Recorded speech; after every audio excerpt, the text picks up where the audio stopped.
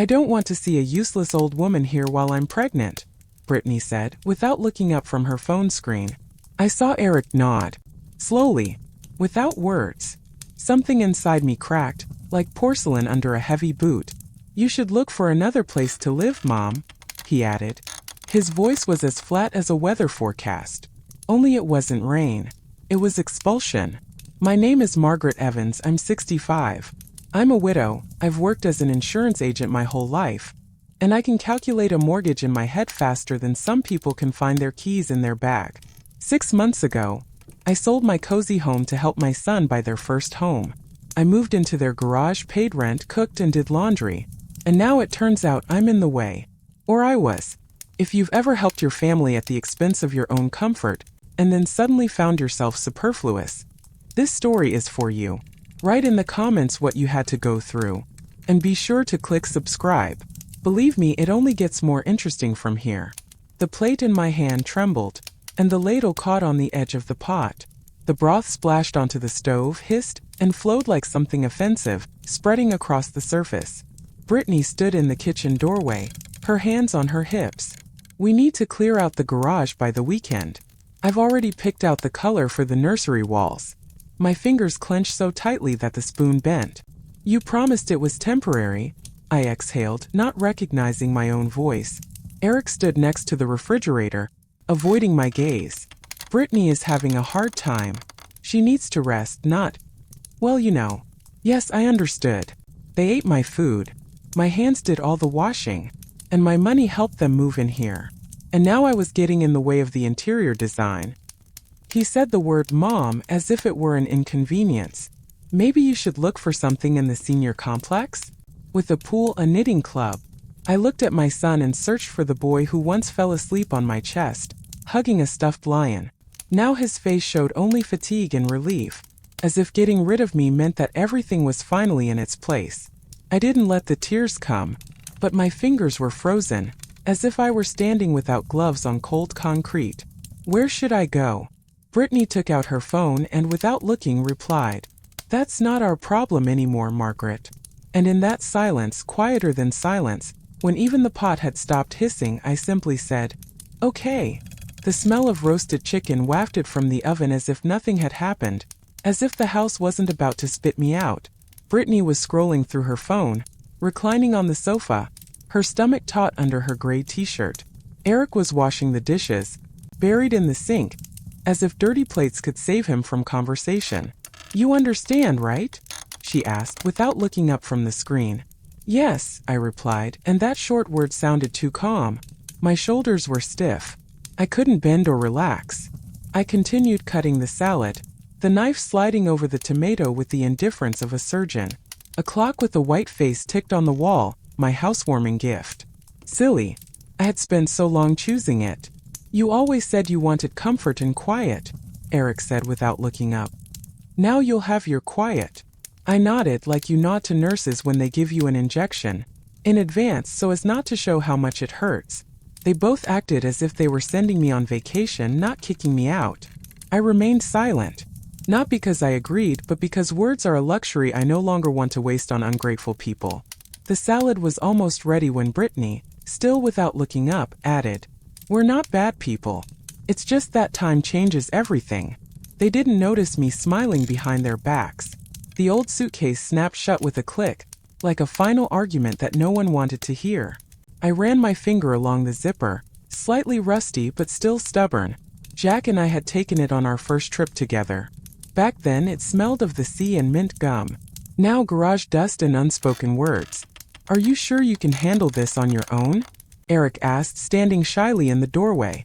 "I've been coping my whole life," I replied, tying my scarf. I wasn't just packing things. I was wrapping my disappointment in soft fabric. A set of pots that no one wanted to look at, a framed photo of us as a family, not a domestic conflict. An embroidered blanket. A gift from Jason for my 50th birthday. Back then he was a boy with eyes full of pride. Now he's a man who doesn't know what to do with his hands when his mother leaves. If you need anything," he began. "I just need the address," I interrupted. "And time so I don't forget how I got here." When the movers carried the boxes out, Brittany didn't come out. Only a shadow behind the curtain. And even the shadow seemed tired. There was no rain, but the sky hung heavy, like all the unspoken words that would never be said.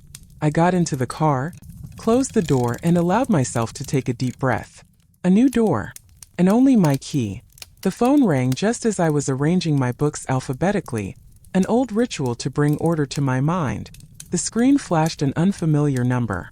I almost didn't answer. My instinct told me that if they were calling in the silence, it would be loud. Mrs. Evans? This is Caleb Morgan. We spoke a couple of weeks ago. The voice was clear and confident. People with voices like that always have a plan. Yes, of course, Mr. Morgan. Caleb, please. We have a new subject in your area, and we decided that you would be the perfect consultant. My lips tightened slightly, not out of displeasure but out of surprise. I couldn't remember the last time someone called me perfect for something. I'm listening. We need to evaluate several houses. Their overall condition, suitability for renovation, potential. Payment is hourly, schedule is flexible. Would that work for you? I looked at my hands that just yesterday had been packing up someone else's life. It's fine. More than fine. When I hung up the phone, the apartment felt somehow more spacious. It was as if an invisible lid had been removed from the ceiling. I went to the kitchen and poured myself a little wine, just a little, a glass half full. My new role called for a toast, even if it was a quiet one. I didn't know yet what I would do, what all these assessments and objects looked like. But something clicked inside me like a light bulb that had finally been screwed in, and the first address was all too familiar. The asphalt on their street was uneven, cracked like my faith in people, once solid, now as if after an earthquake. I walked slowly, taking notes in my notebook as a consultant should. Caleb walked slightly ahead, talking on the phone, discussing tax breaks and subsidies. There was no sentiment in his voice, only numbers and percentages. Eric's house stood on the corner as if on purpose. Impossible to hide, impossible to pass by. White siding peeling at the basement. The lawn was overgrown, but the baby on board sign was still sticking out of the window. It had faded. Like me. Like everything here if you don't water it. This one? Caleb asked, finally catching up with me. Yes. The garage was converted into a living area. Without permits as far as I know. He nodded, typing something into his tablet. And the neighbors? Young couples. Retirees. It's a quiet neighborhood, but it needs systematic investment. My heart was pounding, not from shame but from the heat under my skin, like before jumping into water. It had been a long time since I had done anything that could change someone's life, especially my own. A child's blouse hung on a swing in the yard. Small, pink, almost like a rag doll forgotten in the wind. It's all clear here, Caleb said. This object is my priority. I nodded, hiding my hands in my pockets so as not to reveal my trembling. The city map suddenly became a map of my revenge.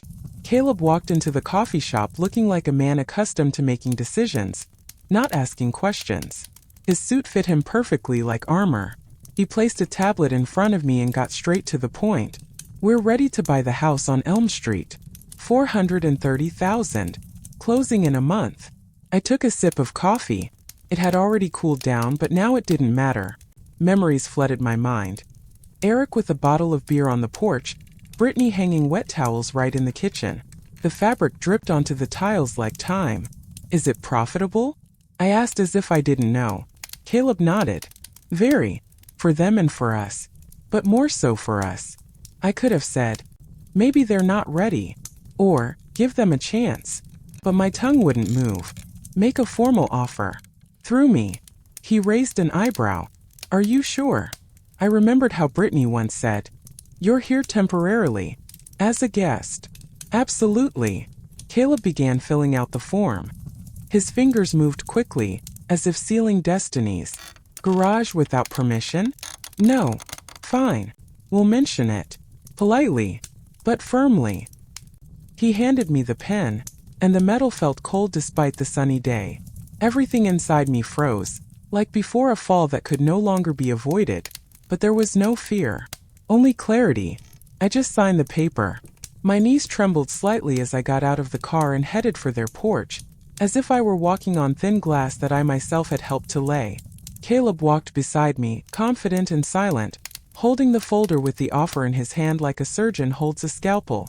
The house looked the same as before, only more tired. The flowers in the pots had dried up. The curtains were crooked.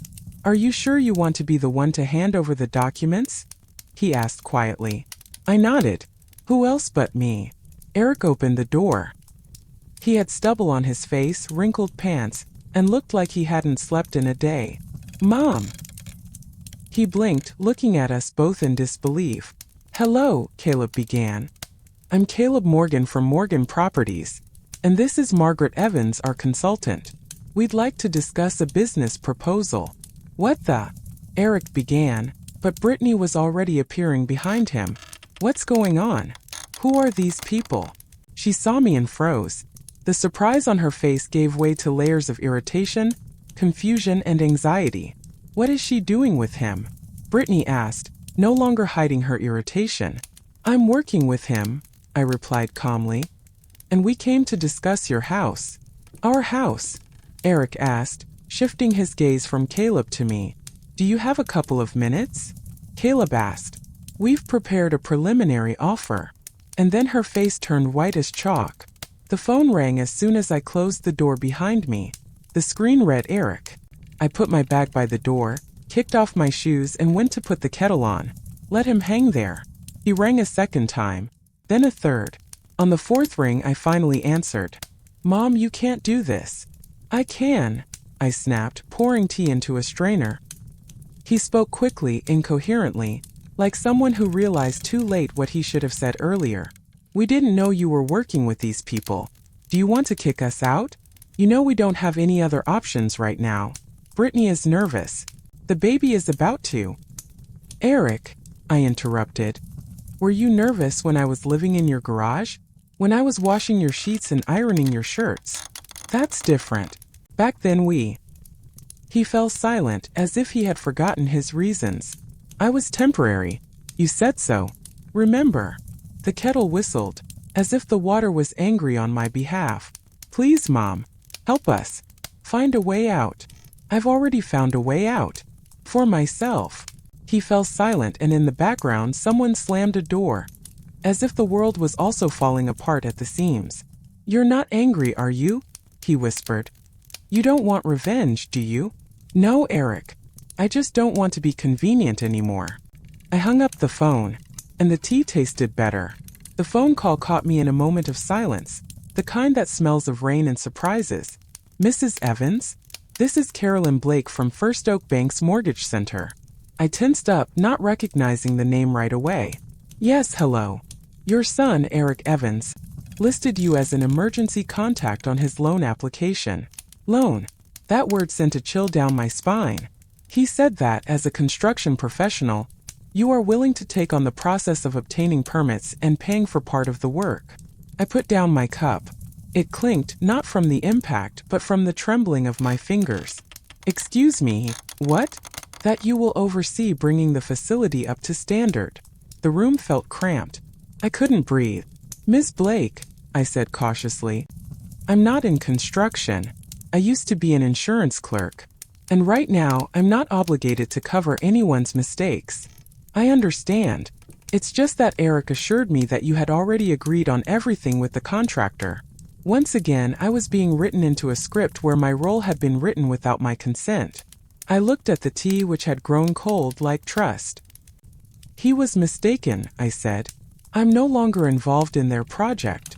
"Thanks for clarifying." The voice became a little drier. "We will suspend consideration of the application." After the call, I closed all the windows. A gust of wind seemed to have brought foreign dust into my home. I'm being used again.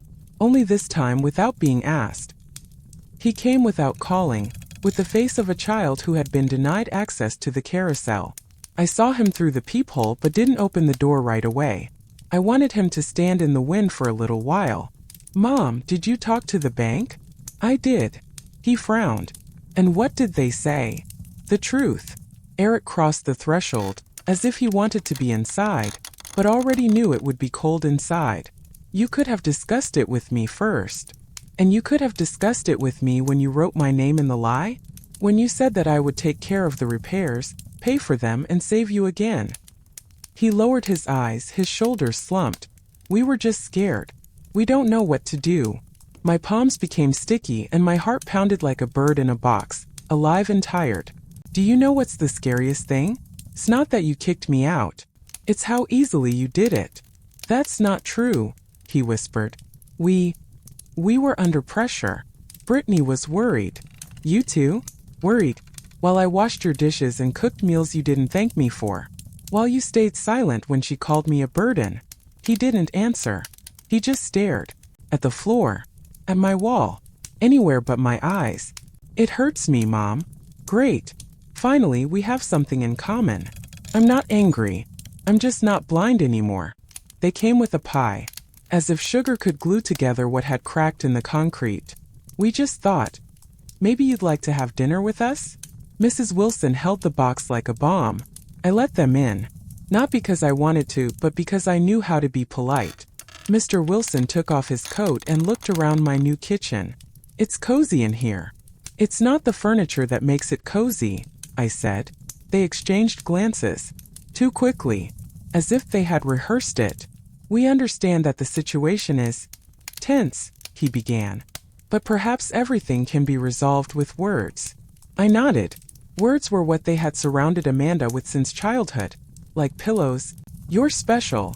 You deserve better. No one should interfere with your comfort. We love Eric, Mrs. Wilson said. And we don't want him caught in the middle. He's not caught. He's with the one who chose him. That's normal. The silence became heavy, like the warm air in a windowless room. We're just asking you to be gentler. He's still your son. I stood up slowly so my knees wouldn't shake. And I'm still a human being. There was a folder on the table. Bills. Correspondence. Legal copies. Everything that had been piling up in the drawers now had weight. I took out the documents and began to speak. When I started reading, Mrs. Wilson's fingers trembled. I didn't look up. I read in an even voice as if in court. After being evicted from the house within 7 days, 2 transfers marked compensation were made to Eric. I turned the page. And 3 more from your daughter to my account. Wait. Mr. Wilson interrupted. She claimed it was you. I continued. Numbers, dates, screenshots of messages. Their faces drained of color. Amanda asked to keep Mom under control and sent photos of boxes of belongings labeled Freedom at Last. Mrs. Wilson shook her head. She's always been. Beloved? Yes. And spoiled. My throat was dry but my voice didn't fail me. The words came out like knives that had been lying blunt for years. You think she's soft. Because she speaks softly. But she's just used to getting everything she wants not with words, but with pity. I looked up. She didn't need peace in the house. She needed to be number one. Mr. Wilson pressed his palms to his temples. She said that you refused to live with them, that you were manipulating your son, that it was all because of you. I didn't answer. I stood up, walked over to the window, opened it, letting in the cold air. The freshness came not only from the street, and for the first time I saw shame in their eyes. When he came in, I realized it wasn't just a visit.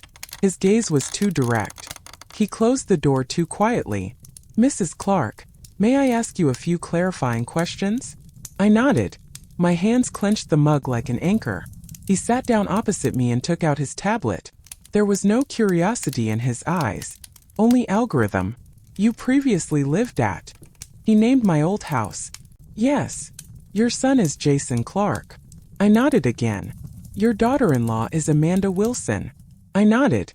The tea was already bitter. And you claim that they expelled you? My throat was sore. The interrogation was not harsh. It was polite, almost gentle. And that made it even scarier. Have you ever heard any threats from them? No, I replied. And in the documents you brought, where did you get access to their personal correspondence? I looked at him. I didn't hack into it. It was on my phone. He just didn't bother to change the cloud. He raised his eyebrows. Jason. I nodded. He forgot. Or he didn't think I had anything to look at. He silently tapped the screen. and said without looking up, "We'll check it out. It might take a while." "I'm in no hurry," I said. "I have all the time in the world now." The truth can be cold, but it's pure. The first morning without a schedule smells of freedom and coffee. Through the curtains there is a soft light that requires no decisions. I don't open my laptop. I don't check my email. I don't think about who might call. No one will call, and that, it turns out, is a gift. The cup in my hands is hot. The skin on my fingers is dry, but not from anxiety anymore. From soap. I spent all evening yesterday cleaning, not the house myself. On the shelf is an old book.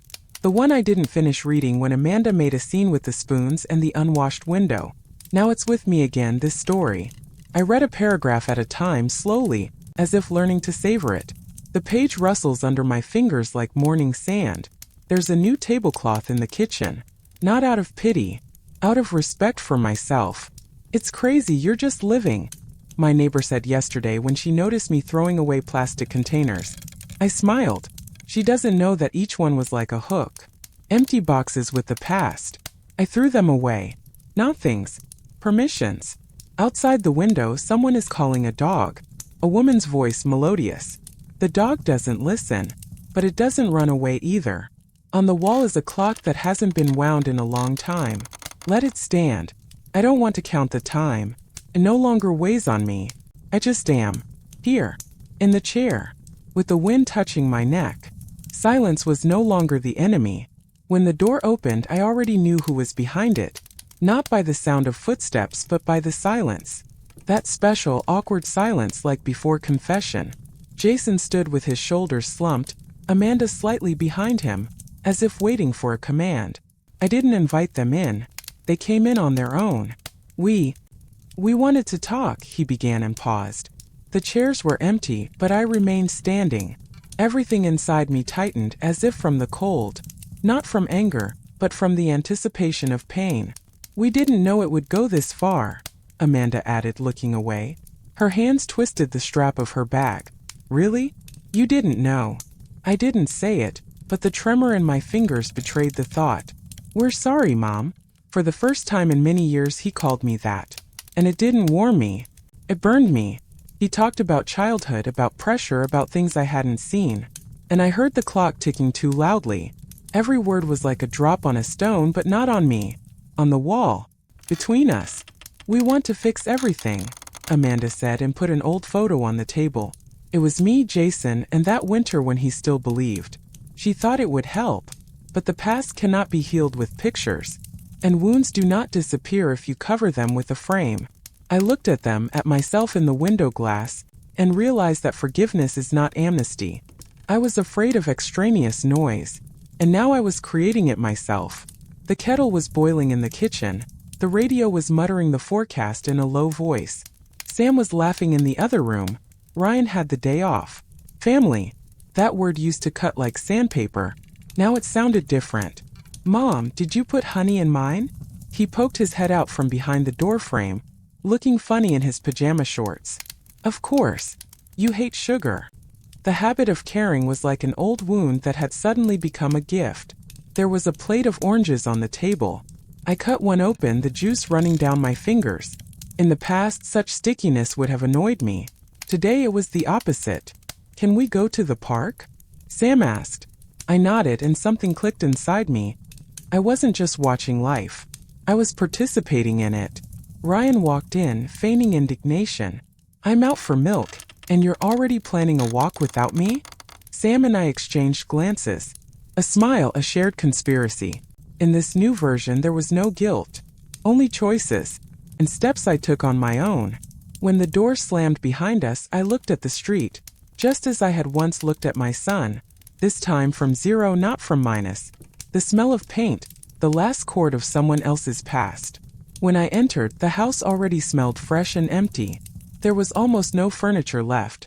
Only stains on the floor where the sofa had stood and a worn handle on the bedroom door.